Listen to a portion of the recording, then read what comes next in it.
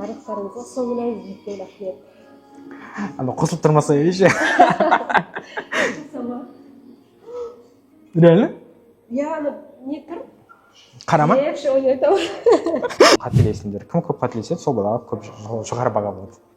Сіз зумерсіз ғой, иә? Мен зумермін, иә. Мен зумер ұрпақ. 1 миллион теңге тұратын картина сату. Сатқаным, иә, сатқаным. Жігер ағайға үлкен рахмет айтқым келеді. Себебі тұлғалық дамудың барысында 6-шы бағытта осы тапсырманы бергеніне, маған ой салғанына. Вызов па? Вызов сияқты қабылдадым, иә. Қызықша ғой. Нұрама. Неше түрлі халықаралық олимпиадалар жеңіліп жатыр. Кино көрген кезде де тоже менде тоже деп айтпаймыз. Айтпаймыз негізі. Қыстырма сөздеріңіздегі Тырысамыз. Иә. Бүкіл әлемнің керемет, әдемі жартысын құттықтаймыз мерекесімен. Сонда сіз Алла қаласа танымал болып кеткенге дейінгі сұхбат қой бұл. Жалғыз өзі жүріп 1 жылда жететін жетістікке адам ортамен, достарымен, Ботаға айту керек, ол кісілер деп айтпады, әріптестерім және достарым деді. Мен айтып қойдым ба деп ойладым ол кісілер деп. Таңдалған сапалы ортақ. Күшті, өте күшті ұстаз. Егер де Альбатрос деген не десе, ол үздіксіз даму ортасы.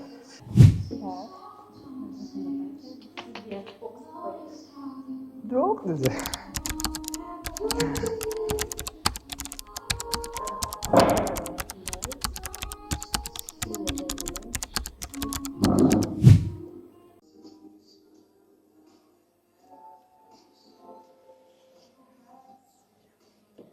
Деп бастап жатырмыз. Күшті. Сәлеметсіз бе? Саламатсыз. Біз бірінші сізді таныстырып кетейін. Сәлем деп қойыңыз. Сәлем. Біз бүгін елордамызда білім мекемесінде жұмыс істейтін жас математикпен сұхбаттасамыз. Шығармашылығы математик ұстаз, даму ортасының Альбатрос мүшесі. Мен сол арқылы танысып жатырмын. Және өзімнің досым Ерсұлтан себепші болып танысып жатырмыз. Енді мен сізден сұхбат алайын дегенім. Про челлендж өтіп жатырмын. Тұлғалық даму, 6 бағытта тұлғалық даму. Сол жерде осы аптаның тапсырмасы бар, сұхбат алу. Сіздің шығармашылығыңыз жайлы және математика жайлы айтқан кезде мен бірден қызығушылық таныттым, танысқым келді, көргім келді. Жұмыстарыңызды жаңа қарап шықтым, өте қатты ұнады. Онда мен сізге сұрақтарымды қойсам, барынша шынайы жауап беруге тырыссаңыз. Иә, әрине. Жақсы, сіздің есіміңізді атамадым. Өзіңіз туралы қысқаша таныстырып өтсеңіз, сосын математика мұғалімі болуға не себеп болды? Менің есімім Баян. Осы Астанадағы Қадыр Мырза Әлі атындағы Бено мектеп-лицейінің математика пән мұғалімі. 1 жыл. 1 жыл болды. Математик болуға маған қатты әсер еткен бір адам бар. Ол менің 5-ші және 6-шы сыныпта математика пәнінен сабақ берген менің ұстазым Нұркамал Токанова деген. Кім? Нұркамал Токанова деген кісі. Ол кісі прям бірінші кездесуде білемін. Мен әжемен бірге барғам. Математика сабағына кіреміз. Мен әжемді алып қалады, айтады. Сіздің балаңыздың дейді, еті менікі, сүйегі сіздікі деп айтады. Мен бұл баланы қинаймын дейді. Мен анам естіп отырмын. Отырмын да қараймын да мына кісімен точно мен ортақ тіл таппаймын деп ойлаймын. Бірақ өкінішке орай или жақсылыққа орай ол кісі маған қатты әсер етеді, математиканы сүюді үйретеді, математикада қалай ойлауды, математика бізге не беретінін 5-ші сыныптан бастап ойыма сіңіріп кетті. Бізде бірінші сабақта мен білемін, біз бәріміз отырмыз, ол кісі қатал кісі болатын, сыртынан қатал, бәріміз отырмыз да айтады, математика қандай сабақ дейді, бізде сұрақ қояды. Бәрі айтады, енді қиын, түсініксіз, мынау деп. Сосын ол кісі айтады, сендер қалай ойлап келесіңдер сабаққа, солай сабаққа қарай өтеді дейді. Егер қиын деп ойласаңдар дейді, математика сендер қиын болады дейді. Егер оңай деп ойласаңдар, ол математика оңай қабылдайсыңдар дейді. Сосын ол кісі 1 жыл бойы, егер мен қателеспесем, сабаққа кіреміз, бәріміз хормен айтамыз. Математика оңай, математика оңай, математика оңай. Осылай сабақ бастаймыз. И солай мен математика деген махаббатым ашылып, одан кейін өскеннен кейін бағыт таңдау келген кезде мен ойланбастан математика бағытын таңдадым. ал мұғалім болу ол менің өзімнің андай кішкентай кезімдегі бір арманым болған шығар. Рахмет. Жас маман ретінде алғашқы сабағыңызды есіңізде ме? 1 жыл осы жыл ғой. Иә. Сол сәттегі сіздің сезімдеріңіз қандай болды? Мен білемін, мен 8-ші қаңтар күні жұмысқа тұрамын. Қаңтар? Қаңтарда. Сіз сонда? Мен бұл 1 жыл бұрынғы қаңтар кезінде 8-ші қаңтарда тұрамын, 9 күн сабақ. Егер қателеспесем 8 күні сәрсенбі болды, 9 күні бейсенбі. Мен бірінші сабаққа келемін. Маған ол күн ол бұрын айтады, 3 сынып береді маған. Біреуі 8-ші қысында болды ғой. Маған айтады, сынып қиын дейді. Осыған дейінгі мұғалімдердің барлығын оларға мұғалімдер отказаться етеді дейді олардан. Сол айт дейді, енді өзің көр дейді. Мен оғанға дейін ондай сыныппен жұмыс жасамаған, бірақ мен центрде жұмыс істедім, примерно білем қалай сабақ беру керек екенін. Сосын бір күн бұрын ойланамын, қалай не істесем болады енді. Ана балалар енді қазір мен өзім андай өзім кішкене бір қорқыныш болды бір жағынан өзіме деген ондай бір челлендж бар ғой. Сол сияқты қабылдадым. Вызов сияқты қабылдадым. Сосын әйтеуір вызов сияқты қабылдаймын бірінші сабаққа. Толқу, қобалжу болады, не деймін, не деп айтамын білмеймін. Сосын сабаққа кіріп келемін, үлкен қоңырау, ешкім ештеңе түсінбейді, бірақ барлық маған қарамайды, назар аудармайды, бірақ сөйлесіп жатыр бір-бірлерімен, ауысу, орын жоқ, қалай осылай отыр. Сосын мен келдім, отырдым, қоңырау соқты, балалар қоңырауды естімейді. Сосын мен не істеймін, мен дайындап келген нәрсем, сіз общество мертвых поэтов көрдіңіз бе? Сонда мұғалім тұрып алады ғой партаға. Мен де алдымда, енді не болса да осыдан бастайын деймін. Шығамын партаға тұрып аламын. Осы Астанада? Астанада, биномда, Қадырмыз Әлиде, 8-ші қа. Тұрмыз, мен тұрым, алар қарап тұр, жындыма деп қарайды ғой маған. Мен тұрым. Бір кезде ақырындап жөндемей, не деп қарап жатыр маған. Қарап, бір кезде бәрі тынышталып қалды. Сосын мен айтамын, мен өзімді таныстырдым, сосын айтамын, мен сендердің жаңадан беретін математика пән мұғалімімін. Сосын біреу айғайлайды, бізге дейінгі математиктер біз таса кеткен дейді. Бізді бере салған дейді. Сіз қашан кетесіз деген. Маған солай айтады маған. Сосын мен тұрым, сосын айтамын, біз қазір бір кемедеміз. Мен сендердің капитандарымын, сендер матроссыңдар. Енді бізге батсақ бірге батамыз, жүрсек бірге жүземіз ары қарай деді. Бәрі ондай шулап кетеді. Мен айтамын, маған капитан деп айтыңдар, ұстаз емес. Солай коннект алғаш құрдым, алар маған қарайды, вау, мынау не деген андай басқа олай мұғалімдер мүмкін олай істемеген шығар. Мен өзім де шокпын, андай өзім де жүрегім. Сосын түстім, геометрия сабағы болған, ақырындап өзім сабағын бастадым. Балалар уже тыныш, маған қарайды, одан кейін не сабақ өтеміз дейді. Мен өткен тақырыптарын қайтадым, өйткені қыста болғаннан кейін 3-ші тоқсан болды да. Біз бірақ 8-ші сыныпта материал оңай, тек аудандарға байланысты болды. Сосын ақырындап сабағымды өттім, осылай мен бірінші сабағым басталған. Қызық, енді бастап сабақ басталар кездегі сезім деген ба, енді мынандай кинода болған әрекет қой, соны шын өмірде жасағанда кейінгі сіздің сезіміңіз қандай болды? Мен андай үміттенемін, ешкім көрмеген шығар әлі ол фильм деген сияқты отырған болардым. Бірақ ешқайсысы көрмеген ғой деймін, мен шыққан кезде өте қатты таңғалып қалды. Бірақ жеткілікті әсерін өткізе алды деп ойлаймын. Бір жағынан мен өзіме де андай күшті сезім болды, өйткені балалардың бәрінде ұшылап, олар андай қалай капитан деп айтамыз деп, кейбіреу дейін басында ұялып, одан кейін біреу капитан, капитан деп андай айтып, қазір кейбіреу әлі күнге айтады капитан, не істейміз деген сияқты сондай сұрақтар қойды. Бірінші рет естіп тұрмын. Шын өмірде бұны жасап көріп, өзім де елестеттім. Информатика сабағына кіріп, жаңағы столдың үстіне тұрып, мен егерде шығатын болсам не болады? Қой, жынды деп айтады деп. Менің сұрағыма жауап беріңіз. Тамаша, өте күшті. Бірінші сабақ, бірінші қызық бірінші сабақ болған. Ұмытылмайтын, иә? Ол балаларға да ұмытылмайды, маған да ұмытылмайды. Ол балалардың біреумен жолығып сөйлесіп көру керек екен сұхбатта. Кейін сұрақ, сіздер қалай болдыңыздар? Оған до, сізге дейінгі, before, after деп көру керек. Жаңағыдай көп бір-бірімен байланысып кетіп бара жатыр. Көп балалар математикадан қорқады. Сіздің ойыңызша математиканы қызықты әрі түсінікті етудің құпиясы бар ма? Ол неде бар болса? Бірінші мен Қазақстандағы математика туралы ойым. Қазақстанда математика өте жақсы деңгейде. Себебі біздің мемлекетіміздің атын қорғап, неше түрлі халықаралық олимпиадалар жеңіп жатыр. Және де өте жақсы проекттар, орындар, мықты ғалымдар, оқушылар бар. Бұл біріншіден. Екіншіден, математикадан неге көбі қорқады? Өйткені бірінші ол стереотип, өте үлкен стереотип. Өйткені бала, кішкентай бала ата-анасына келеді, 3-ші сыныпта мысалы, маған есеп шығарып берші дейді. Мен білмеймін, сен мамаңнан сұра дейді. Мамасы айтады, мен де білмеймін, сен анадан сұра дейді. И солай баланың басында сол кезден бастап қалыптасады, математика қиын нәрсе екен ғой деген сияқты. Сосын ағасы барады мектепке, ол да айтады, математика қиын деп. Сыныптастарымен сөйлеседі, олар да айтады, математика қиын деп. Бала солай өскеннен кейін біріншіден ол өте андай адам баланың санасындағы өте үлкен бір кедергі. Ол кедергіні алып тастамай математиканы оқу қиын. Бұл бірінші өте үлкен сондай проблема. Мұғалім осымен күресу керек деп ойлаймын біздің. Бірақ мен бір-ақ жыл ғой менің андай опытым бар. Сіз айтып тұрсыз ғой, қосымша білім беру ұйымының орнында студент болып оқып жүрген кезден бастап жұмыс істейсіз. Сонда сіздің бір жыл ғана ол ресми түрде мұғалім педагог статусын алғаннан кейін жұмыс істеп жүргеніңіз ғой? Иә. Оғанға дейін сіз тәжірибеңіз бар ғой? Иә, 3 жыл болды. Соны негізде айтып отырмын да, что солай келеді оқушылар көбінесе.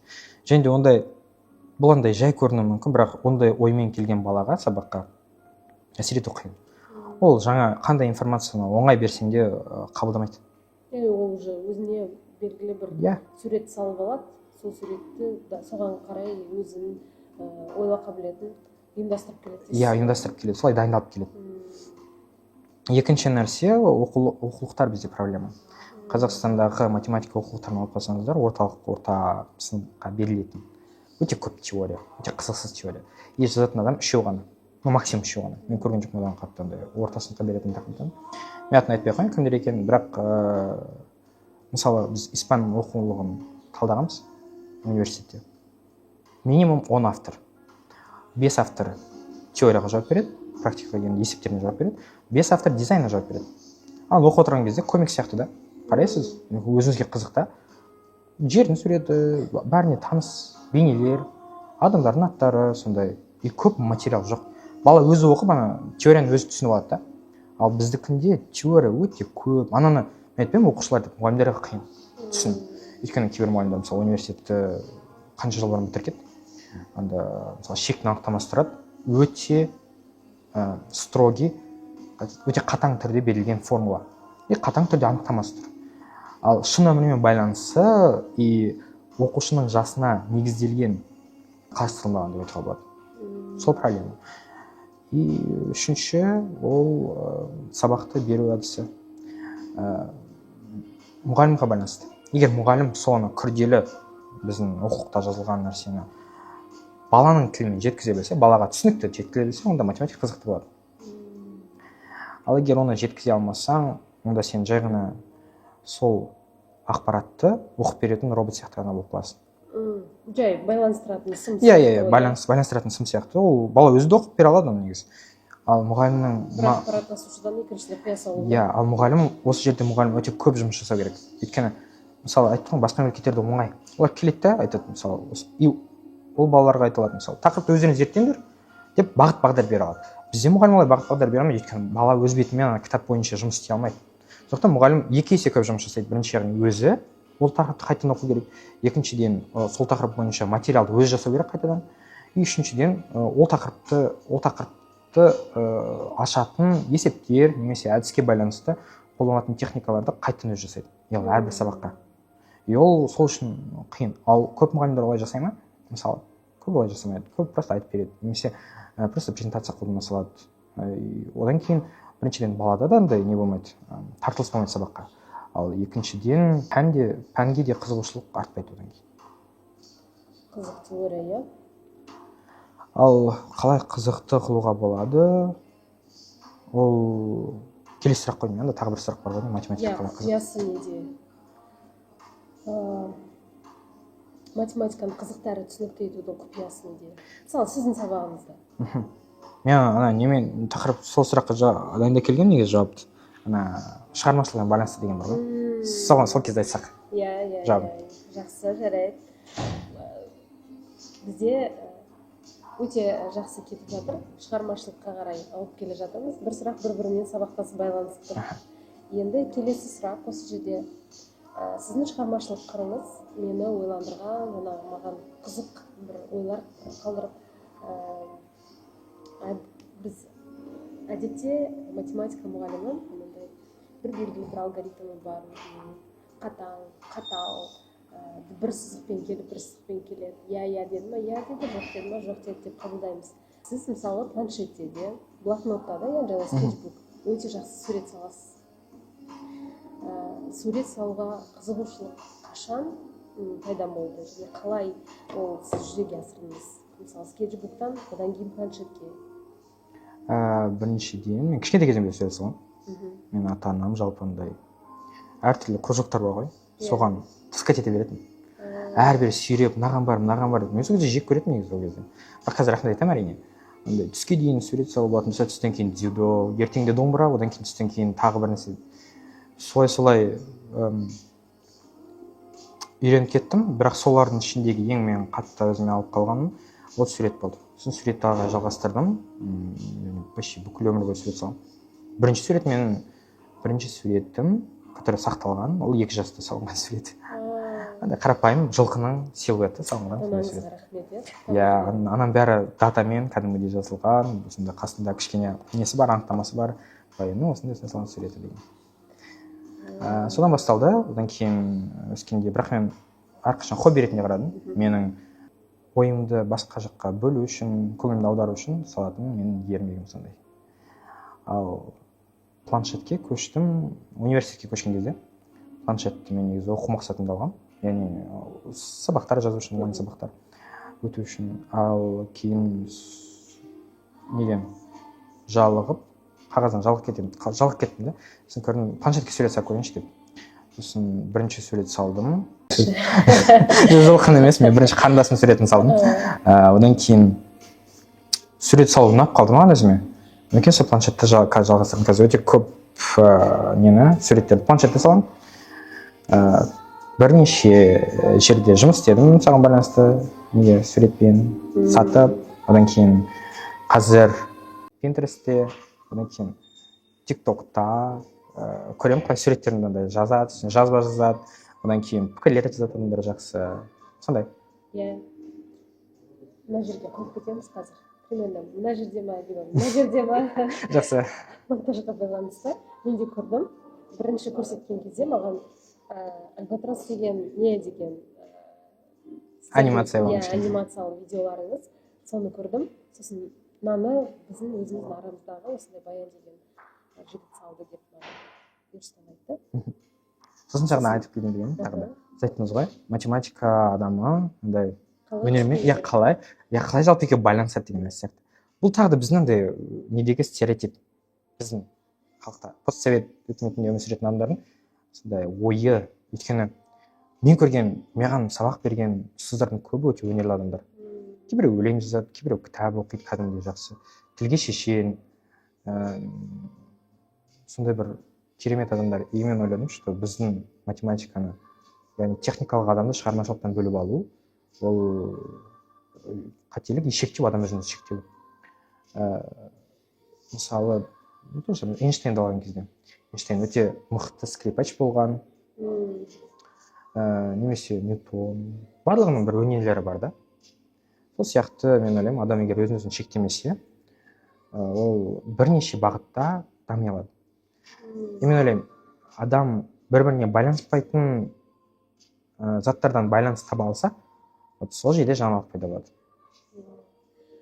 Иә, бірақ неге ол стереотип қабылданды дейміз? Мектептің өзінде қоғамдық гуманитариялық бағыт және жаратылыстану бағыты деп бөлеміз ғой.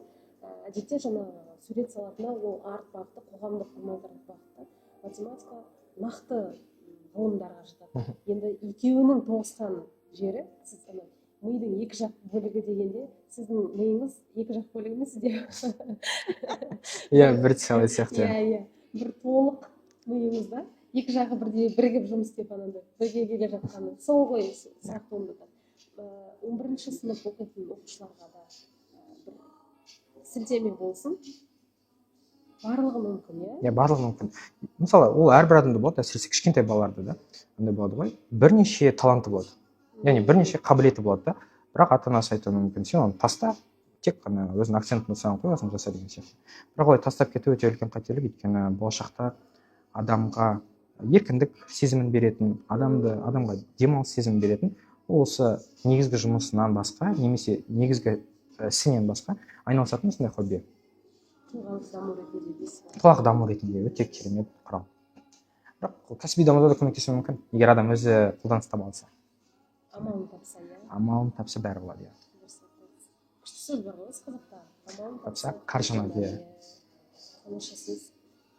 Шынымен де 11-ші сынып оқитын оқушылар дәл осы жерге дейін келіп, әсіресе менің сыныбым осы жерге дейін келіп біздің сұхбатымызды тыңдаса екен деп.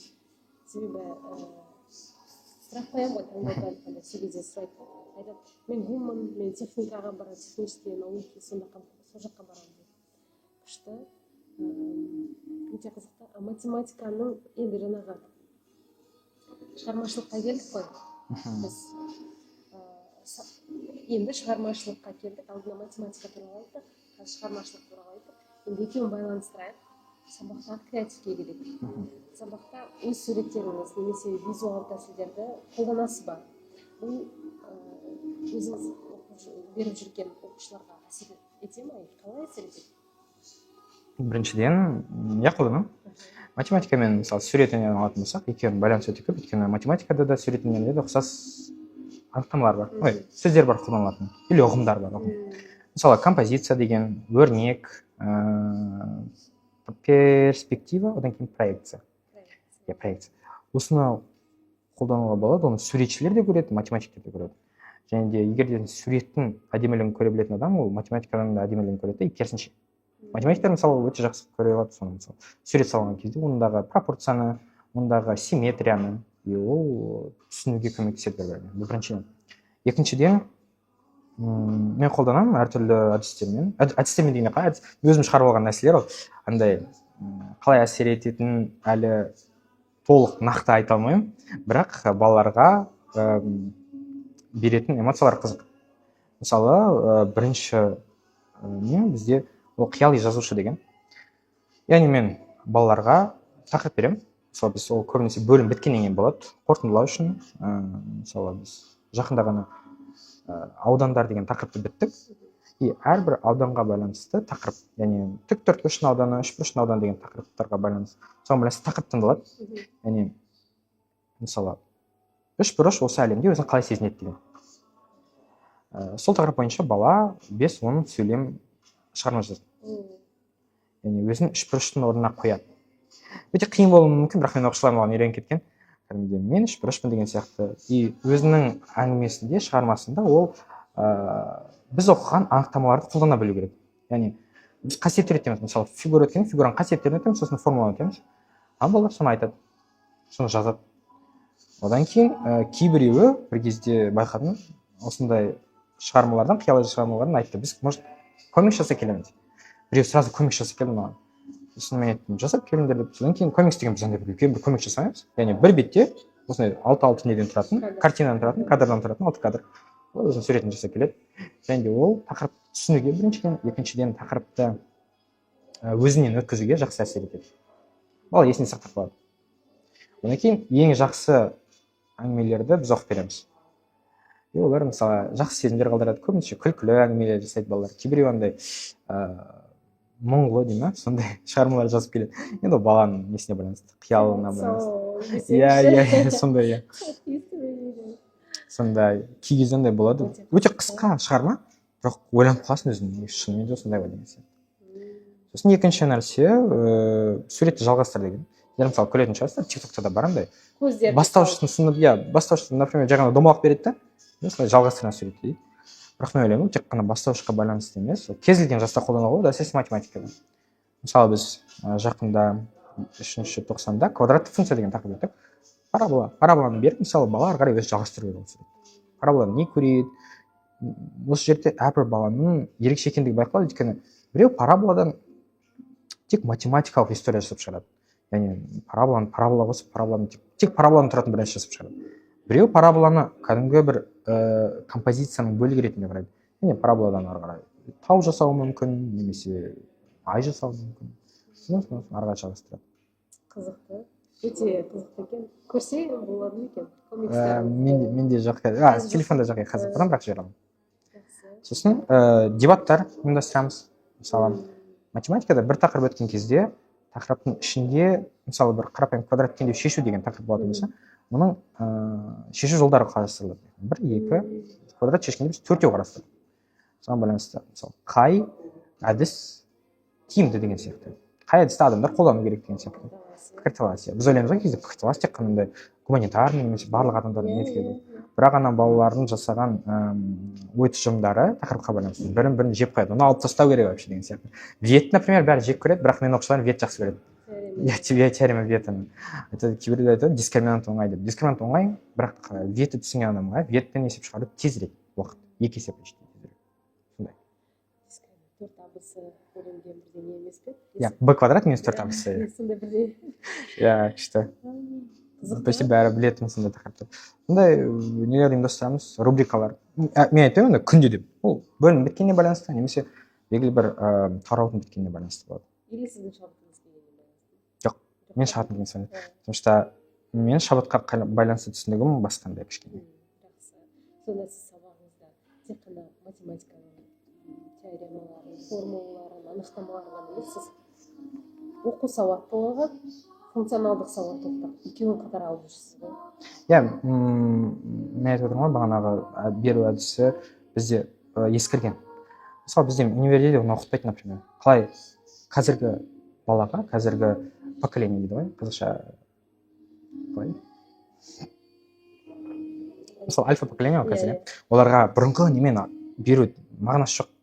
Қазір мысалы сіз көрсеңіз, право полушарие интроверта деген каналдар бар ғой, или научный поп каналдар бар, 10 минутта тақырып түсіндіреді. Сабақты солай беруге тырысу керек деп ойлаймын. Өйткені сіз 20 минут, 30 минут сөйлеп кеткеннен ол бала оны ұғып кетпейді. Сізге бір нәрсе беріп кету керек, басын ашып берсеңіз, әртүрлі, мен осы кезде мемдар қолданамын, әртүрлі мемдар, которые бәрі көретін, тиктоктадағы, недегі. Соны өзім жасаймын, отырып, одан кейін балалар көрсін, балалар вау дейді қандай. Немесе күледі, көбі күледі. Бір толқында болады. Одан кейін ол нәрсені, бір толқында болу, одан кейін ол күлгеннен кейін жақсы эмоция қалады да. И эмоциямен байланыс тоже бар да. Егер де бала сабақта вау деген нәрсе болса, мен ойлаймын, что ол үлкен жетістік мұғалім үшін. Өйткені ол есінде қалып қалады. Кейбір балалар менде сұрақ қояды. Мысалы, тақырып айтып болдым. Ал неге олай деп? Ол уже үй жұмысы болады. Өйткені бала біледі, ой деп сұрақ қойды ма, значит ол уже бір жерден мына жерде бар уже. Ары қарай оны обязательно оқып келеді де, ертең маған айтады. Мысалы, мынау осылай екен деген сияқты. Мен маған айтсам, мен айтамын, сен басқаларға айт осы тақырып туралы. Сондай. Тағы бірден арғысында ресерчский дамып тұрсыз ғой сіз. Ондай бар иә. Бастапқы. Сонда сіз нешінші сыныптарға бересіз? Мен 7-ші, 8-ші, 9-ші сыныптарға. Мектеп бітіргендерге бермейсіз? Мектеп бітіргендерге бермеймін. Мектеп бітіргендерге бермеймін. Маған керек негізі, қайталау керек. Мен сол сабақтарға қатысып көруге. Мысалы бізде мен оқушыларым кез келген сыныпқа бірінші барғанда қоятын сұрақ, математика мен не үшін оқимын дейді. Егер де мұғалім ол сұраққа дұрыс жауап бере алмаса, онда оқушы, скорее всего, ары қарай математиканы оқуға қызығушылығы ашылмайды, де қабылдамайды.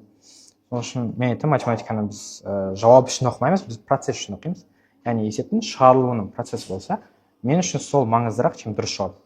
Бала есепті қате шығару мүмкін, қате есептеу мүмкін, бірақ баланың логикалық ойлау жүйесі дұрыс болатын болса, мен ол балаға толық баға қоямын. Әрине, егер мысалы қателіктер болады, бала формуланы өзгертіп жібереді, мысалы, ол үлкен қателік. Ал егер формуланы дұрыс қояды, орнына дұрыс қояды, бірақ шығарылу процесіне мысалы минус ұмытып кетуі мүмкін, плюс ұмытып кетуі мүмкін. Ол кезде мен ол кешірілетін қателік деп айтамын. Ол жалпы қате деп қараймын. Бала просто басқа ойлау, басқа нәрсе ойлап кетуі мүмкін сол кезде сондай. Сондықтан мен оқушыларыма себеп айтамын, қателесіңдер. Кім көп қателеседі, сол балаға көп жоғары баға болады. Сіз зумерсіз ғой, иә? Мен зумермін, иә. Мен зумер ұрпақ. Почти 2002. Бізге мысалы бейби бум ұрпақ, иә. Сол кісілер сабақ берді ғой, миллениалдарға. Тамаша сабаққа қатысып көруге. Сіздің тақырыбыңыз негізі бөлісуге тұратын. Қандай тақырып? Альбатростан бөлек. Альбатростан бөлек дейсіз? Математикамен шығармашылық. Мен қазір не жазып жатырмын? Кітап деппін ғой. Әдістемелік сияқты ма? Мен жасап көрейін дегенмін. Яғни математика комикс арқылы. Математика через рисунки деген. Сондай нені. Соны бітіргеннен кейін мүмкін көреміз. Жаңа мен сұхбат барысында соны сізге айтайын деген, жасап көрсеңізші деп. Бірақ ақыл ой кеңес беруден алыс болайын деп айтып отырмыз. Негізі керісінше айттыңыз, ол жақсы ғой. Онда ше сіздің әдістемелігіңізді шыққанда көруге бұйырсын. Әмин. Осы кісіден сонда сіз Алла қаласа танымал болып кеткенге дейінгі сұхбат қой бұл. Ойбай, жоға. Не алады ғой, адамдар танымал болған кезде бұрынғы видео шығады ғой, соғысып қай кезде менікі миллион жинап кетеді білмеймін. Бүгін айтпақшы 8 наурыз, 8 наурыз халықаралық әйелдер күні 2026 жыл. Сондықтан бүкіл әлемнің керемет әдемі жартысын құттықтаймыз мерекесімен. Сіз де құттықтаймыз. Рахмет. Мен бүгін ойламаған жерден сондай күшті гүл шоғын алдым. Рахмет. Эмоция керемет. Күтпейсің? Негізі эмоцияны шынында да, сабаққада да эмоция алам деп бармайсың ғой. Сіздің шығармашылығыңыз эмоция береді. И жаңа гүл де тоже мен жай сұхбаттасамыз деп келдім ғой. Гүл кішкентай бір болмашы, бірақ қандай эмоция. Мен де балаларға айтамын, мысалы көбі эмоциясын көрсете қорқады деп айтуға, өйткені тағы да басқа адамдар не ойлайды деп ойлайды да. Кейбіреуі мысалы өзінің мынау күшті ғой деген сияқты нәрсе. Осындай бір сезім бөліскен кезде ол көрсетеді, что ол нәрсе оған әсер етті, ал сезім егер де ол шақыра алса, ол информация болсын, сабақ болсын, ол нәрсе адам ұмытпайды. Өйткені немесе келесі жолы кездескенде мен ол бала ол туралы жақсы эмоциямен кездеседі. Сол үшін мысалы сабақ барысында ары қарай сол проблеманы шешу оңай болады. Мысалы мен досым бар, менімен бірге магистратурада оқиды, Айдана деген ұстаз. Ол маған үйреткен бір нәрсесі, мысалы бақылау есебі болған кезде, бақылау парағы бар, бізде Сочида мен өзгерткен, сорда мысалы 5 есеп болатын болса, мен 6 есеп қосам, көбінесе 1 балдық болады. Ол немесе оңай шығарылатын есеп, мысалы x қосу 1 тең болады 5 деген теңдеу. Немесе ағаштың суретін салу, немесе үйдің суретін салу деген сияқты нәрсе. Ол балаға ол бірінші тапсырма, ол бірінші тапсырманы береміз. Одан кейін ана бала қарайды, мен бірінші нені білемін, балалардың несін. Қарайды, вау дейді. Не дейді, мен математика сабағында отырмын деген сияқты. Мен айтамын, ағаш сал. Қандай ағаш дейді? Мен айтамын, кез келген ағаш, просто ручкамен салайын, ручкамен сал. Қарындашпен. Боясам бола ма дейді, мен боя. Оған бір баланың кішкене беріледі. И баланың да эмоциямен болады, и күшті эмоциямен басталады. Сорды шешу ары қарай. И көбінесе позитивті әсер еткеннен кейін де балаларындай көп қобалжымайды.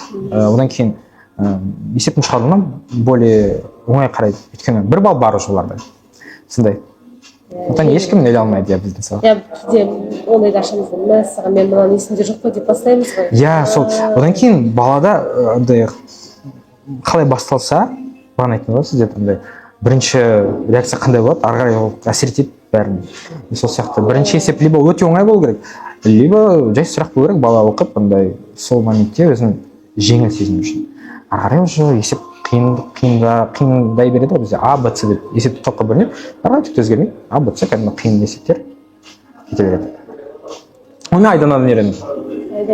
Айдана, рахмет.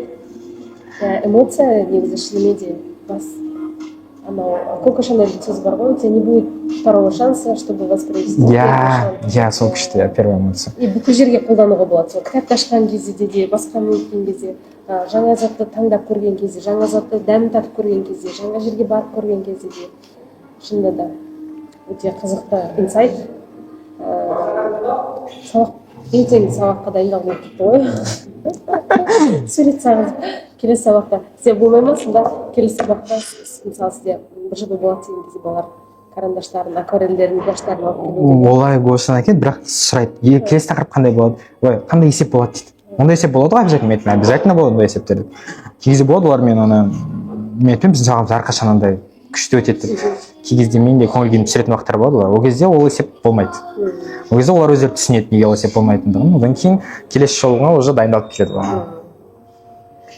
Сіздің көңіл күйіңізді түсірмеуге тырысады ғой. Жақсы. Енді жаңағы бір жыл болатын кезге қарай бала сурет салып алады, көңілді атмосферада, ортада болады. Енді сізге келеді. Қала және орта деген бөлім.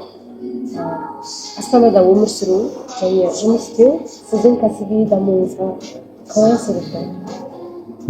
Сіз қай жақтасыз?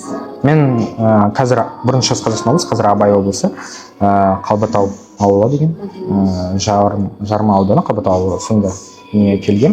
Бірақ мен 11 мектепте оқығанмын. Шығыс Қазақстанның бүкіл жерінде болдық. Мен әкемнің жұмыс ауыстыруына байланысты Жар, Зайсан, Көкпекті деген бүкіл жерде болдық. Соған байланысты менің андай ұстаздарым да көп болды. И барлық ұстаздарым андай өте сондай маған жақсы әсер еткен адамдар. Солардың арқасында осындай бұл өсті. Жақсы әсер етті деп айтатындай, кейде тұрақтылық керек сияқты, сабақтастық, тұрақтылық деген сияқты. А сізде ауысып жүргенде ең көп оқыған мектебіңіз қайсы сонда? Ең көп оқыған мектеп Көкпектіде болды. Нешінші сынып аралығы? Ол 5 пен 6 сынып аралығы. Сол бағанағы мен айттым ғой, бағана екісін. Сол жерде өте қатты сол кездегі мұғалімдер әсер етті, достарым да сол жерде көп әсер етті. Бірақ мен жалпы достыққа байланысты ойлаймын, андай скептикалық деп айтамын. Мен ойлаймын, что нағыз достар ол аз. Ал көп адамдармен таныс деп қабылдаймын, таныс деп ойлаймын. Бәрімен кейбір адамдар бар ғой, бәрімен дос болғысы келеді. Ойлаймын, что олай емес. Өйткені өмір болғаннан кейін достық қарым-қатынаста ол қиын, ол жауапкершілікті талап етеді. Сондықтан әрбір адаммен былай қатты жақындық бермеуге тырысамын. Ал нағыз достарыммен әлемден сөйлесем, мысалы мен Зайсанда оқығанмын, 4-ші сыныпта, мысалы әр досыммен сөйлесем кейбір біреу. Одан кейін Көкпектіде оқыған достарыммен сөйлесем, мен олармен уже одан кейін неше мектеп ауыстырдым. Сондай. Шынымен иә, дос бұрын ойлайтынмын менде де дос деген көп болу керек деген сияқты. Қазір дәл солай мен де ойлаймын. Ал орын ауыстыруға байланысты мен сол кезде мысалы үйреніп кеткенмін де, адам орнына байланысты емес, ол дами ма, дамымай ма. Адам өзі дами бере алатын емес.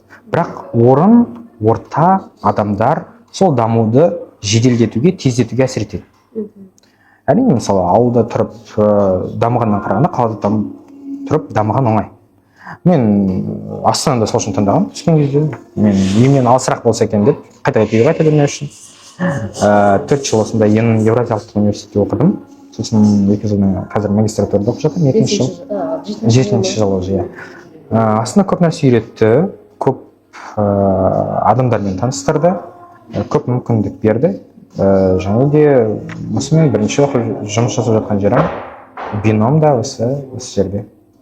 Сабақтас алып жерде сіздің белгілі бір қалыптасқан жүйеңіз. Иә, бәрі-бірімен байланысты. Сондай өте көп тек қана осы ортада ғана емес, мен басқа университеттерде де басқа әртүрлі жұмыс орындарында таныстарым бар, достарым жұмыс барысында танысқан.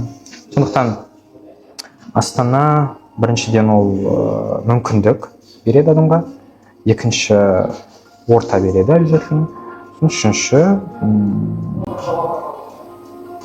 инструмент береді, яғни құрал береді.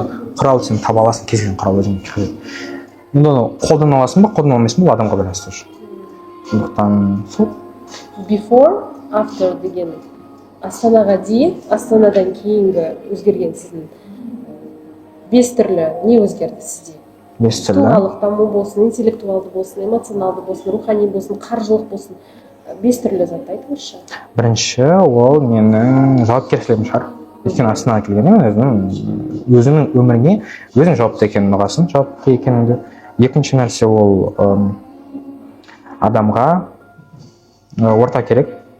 Яғни сен жақсы дамушы ортам болу керек.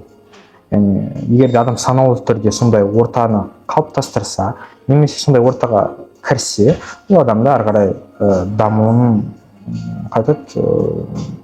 нақтылап береді. Дамуын нақтылайды. Егер ондай орта болмайтын болса, адамға жалғыз даму қиын. Шашыраңқы болады. Ол ұзақ даму болуы мүмкін. Адам мысалы жалғыз өзі жүріп 1 жылда жететін жетістікке адам ортамен, достарымен, немесе наставниктармен, мысалы мен өзім жетекшілерімді айтамын универдағы, онымен әлде қайда тезірек, 2, 3, 4 есе тезірек жетуі мүмкін сол мақсатқа. Сондықтан сол, екінші. Үшіншіден, before after болған кезде менің шығар өзімнің жұмысым. Кітаптар, мен көп кітап оқи бастадым, көп фильмдер көре бастадым, іздене бастадым мен. Так, бұл үшінші. Төртінші, менде менің өнеріме деген өзімнің қарым қатынасым өзгерді. Өйткені мен көрдім, мен тек қана өзім үшін сурет сала бермей, сол сурет арқылы ақша табуға болатын, және де адамдарға эмоция мен естелік қалдыруға болатын ұқтым. Сол төртінші и бесінші ол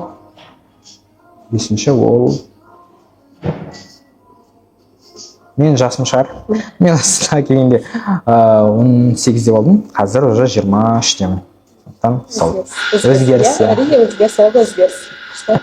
Сіз орта деп айттыңыз. Қателеспесем, бір 5-6 рет айттыңыз, орта деп. Енді сол орта туралы сұрақ, комьюнити туралы. Әртүрлі комьюнити бар, ол спорт болсын, ол рухани даму болсын, ол интеллектуалды даму болсын, ол эмоционалды даму болсын, бір орта болады. Мен сізді Альбатрос комьюнити ортасы арқылы танимын. Өте қазір мен білетін, естіген деп айтайыншы, білетін емес, естіген, көрген тәжірибе жастардың жұмыстан тыс тұлғалық дамуға мұқтаж болып құрған ұйымы. Және де ол кісілер 24 кездесу өткізіп тастады. Аллаға шүкір, иә. Осы неше айдан ба? Такс. Қазаннан бастап санаған кезде. Қазаннан бастап. Жарты жыл болып қалды. Жарты жыл, иә. Қараша, желтоқсан, қаңтар, ақпан, наурыз. 5-6 жақындап қалды. Жақындап қалдыңыз. Енді сол комьюнити туралы сіз Альбатрос комьюнити мүшесісіз. Бұл орта сіздің жеке және кәсіби дамуыңызға қалай әсер етеді? Жаңа айттыңыз ғой, шашыраңқы болмас үшін, бір мақсатқа тезірек жету үшін орта керек деп. Осы орта сізге өзіңіздің тұлғалық даму ретінде, Баянның тұлға ретінде дамуына қалай әсер етті, және Баян кәсіби маман ретінде дамуына қалай әсер етті? Біріншіден, тұлғалық даму туралы айтайық. Адамда мынандай нәрсе болады, ол өмір бойы бір нәрсені біле оқып, енді дамып бір нәрсені біле береді ғой. Ол басқа адаммен оны бөліспегенше, ол пайдасыз білім болады, пайдасыз қабілет болады. Мысалы, басқа адамға пайдасын тигізбесең. Или білгеніңмен бөліспесең басқа адаммен. Ол кітап, оқымаған кітап сияқты ғой, жабықтыра береді, ішіндегі ақпарат. Сол кезде адам екі нәрсеге қатты мұқтаж болады. Біріншісі ол наставник болуы мүмкін, яғни ол адамды ары қарай жетелейтін, жол көрсететін адам. Екіншісі ол орта. Көп жағдайда наставник табу қиын, өйткені біріншіден кез келген адам ол рөлді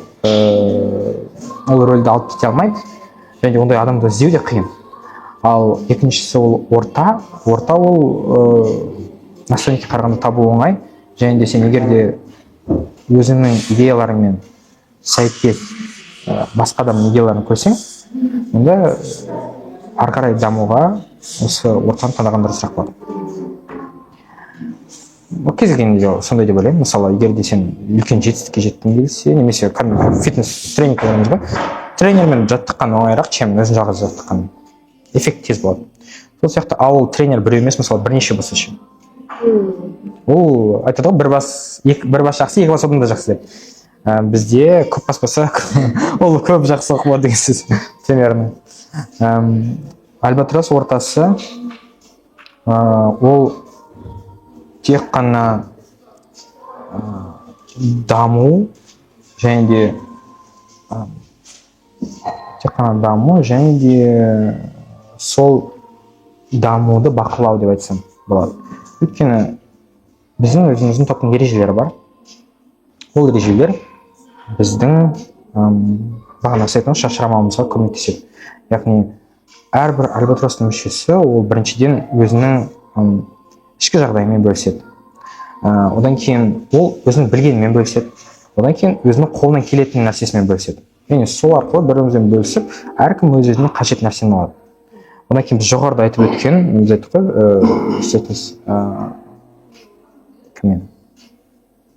Сіздің жаман жақтарыңызды айтпайды, жаман нәрселер айтпайды. Сол сияқты бізде де біз негативті нәрсе туралы ой айтпаймыз. Негативті пікір айтылмайды. яғни тек қана позитивті жағымызды айтып, бірақ ол андай емес. Жігер ағай ма? Иә, жігер ағай. Бірақ ол андай емес, андай тек жақсылықты айта беру деген сөз емес. Ол егер де айтатын болса, конструктивті түрде айтылу керек және конструктивті түрде қабылдану керек. Сондай өзіміздің ережелеріміз бізге көмектеседі тұлғалық жақтан эмоциямызды басқаруға. Одан кейін егер де бір айта алмай жүрген ой болатын болса, немесе сезімдерім болатын болса, соны бөлісу, соны шешу, немесе шешу жолдарын қарастыру. Ал кәсіби жақтан болғанда, мысалы, бізде Альбатрос мүшелері әртүрлі жас және әртүрлі тәжірибе өкілдері. Сондықтан әсіресе жастар білмеген нәрсені біздің үлкен топ мүшелері, жас үлкен топ мүшелері, жас үлкен емес, тәжірибесі мол. Менің достарым, әріптестерім оған көмектеседі. Ал сол кезекте жастар өзінің көзқарасымен бөліседі.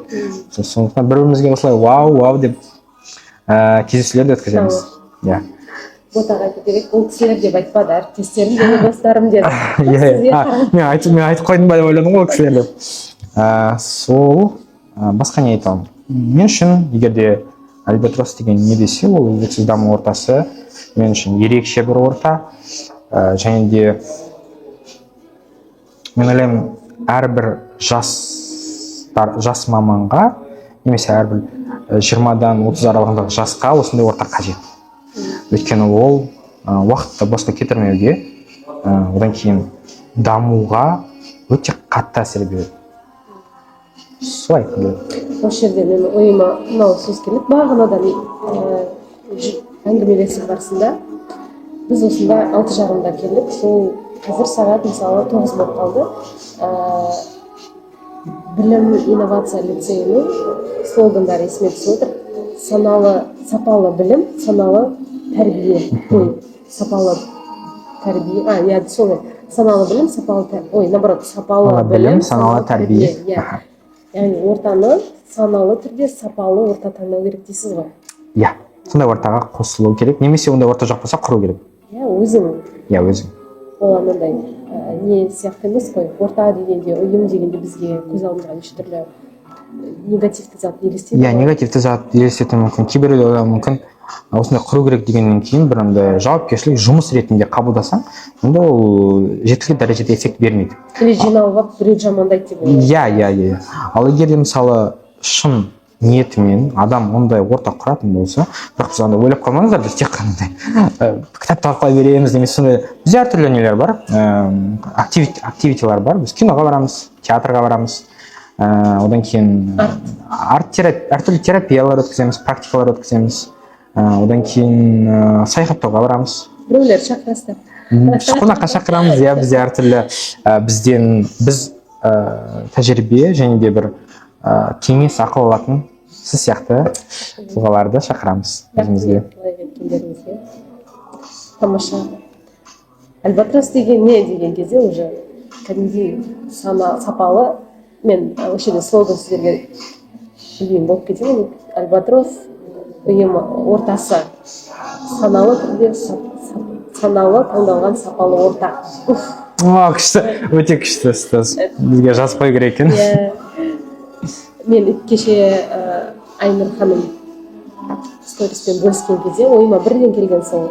Бірақ бұл сөзді Жаңаөзенге барған кезде қараша айында Ансар әріптесім айтқан болатын.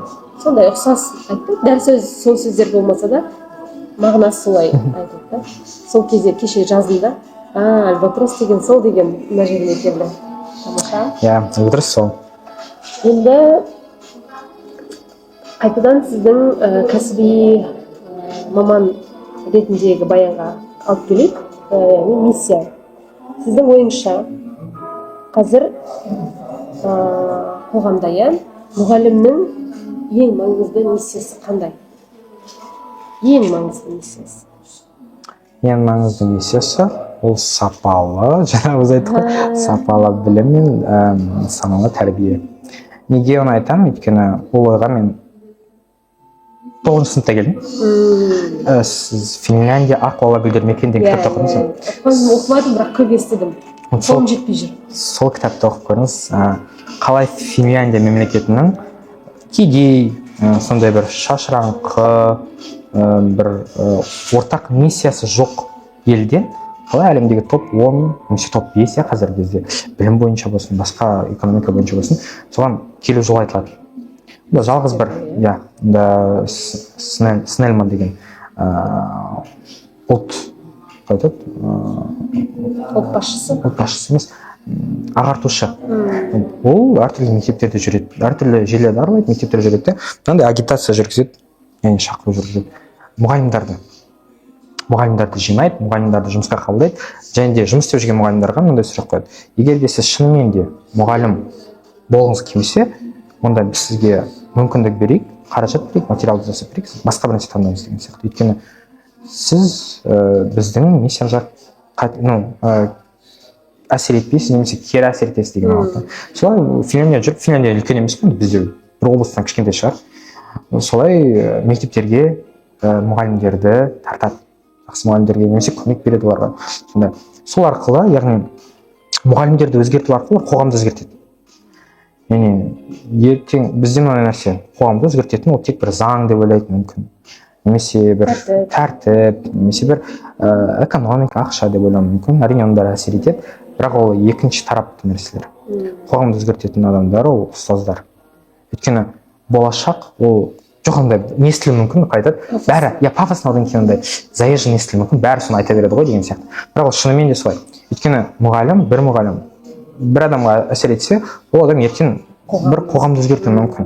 Қоғамды өзгертпесе де ол, мысалы ертең жақсы бір маман иесі болып, бір адамға немесе бірнеше адам көмектессе, оның өзі үлкен біріншіден сауап, екіншіден миссияның орындалуы.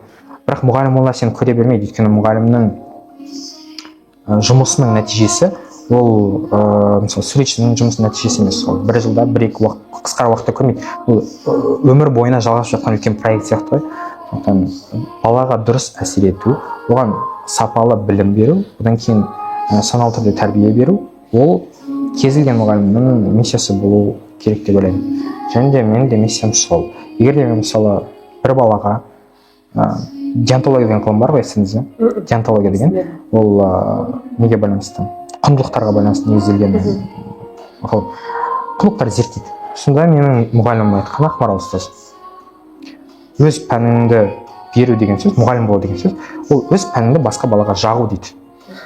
Яғни сен жағасың дейді, егер ол жағып ары қарай оны алып кетсе дейді, немесе оған ұнаса, оларға алып кетеді дейді. Ал егер оны сен жағасың, бірақ ол ұқпаса дейді, онда оларға қинап керек емес дейді. Яғни сондай да, бізде андай ғой, мысалы біз осы жақ кішкене қиынырақ, өйткені бала бар, который спортқа бейім. Сен көріпсің, оның болашақта спортта мүмкін нәтижесі бар шығар, бірнеше шығатын шығар. Ол баланы мысалы математикадан қинау дұрыс па? Математикадан ол балаға 3 қоя беру дұрыс па, например?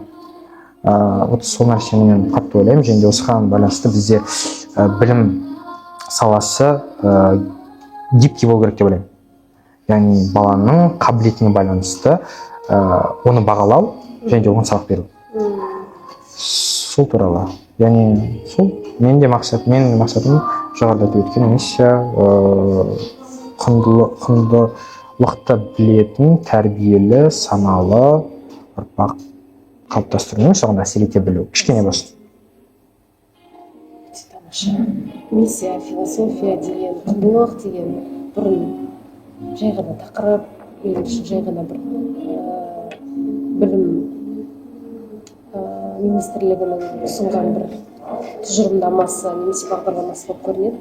Кейінгі жылдары менде де соған саналы түрде қарай бастадым. Шынымен де күшті жауап бердіңіз. Мен бірақ айтпаймын, ол менің миссиям, бірақ ол миссияның қаншалықты дұрыс орындалып жатқаны мен әлі күнге дейін ойламаймын. Әрқашан соған қайта сол ойға қайта орала беремін. Өйткені қаншалықты мен дұрыс сабақ беріп жатырмын деген сияқты. Қаншалықты мен осы бір 40 минутым дұрыс өтті ме, дұрыс өткен жоқ па деген сұраққа мен күнде жауап іздеймін. Кей кезде әрине болады, тастап кеткім келеді. Қиын сыныптар болады, қиын оқушылар болады, мысалы. Немесе мектептегі жастардың өзінің выгораниясы болады.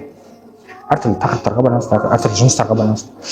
Бірақ сол кезде адам өзінің осындай бір миссиясын елестеткен кезде, не үшін сонымен айналысып жатқанын есіне түсіргенде, бәрі өз қалпына қайтып келеді. Байқасаңыз, мектептерде көп орындарда миссияны кіреберіске жазып қояды. Өйткені саналы анандай бейсаналы түрде адамның бойына сіңіре беру деп. Енді мен ойлаймын бізде қиын оқушылар деген кезде сіз жаңағындай өзіңіздің әдісіңіз бар, кәсіби күйіп кетуге ортаңыз бар. Енді үшінші мәселе сізде не болды жаңа? Үшінші мәселе Миссиядан ауытқу. Миссиядан ауытқу, иә. Сізге мүмкін мына жерге бейджқа бірге білмеймін, мына блокнотыңызға бүйтіп жазбауы ма? Иә, ол адам сол үшін бағана сіз айтқан нәрсе бар ғой, сіз рефлексия жасайсыз ғой күнде.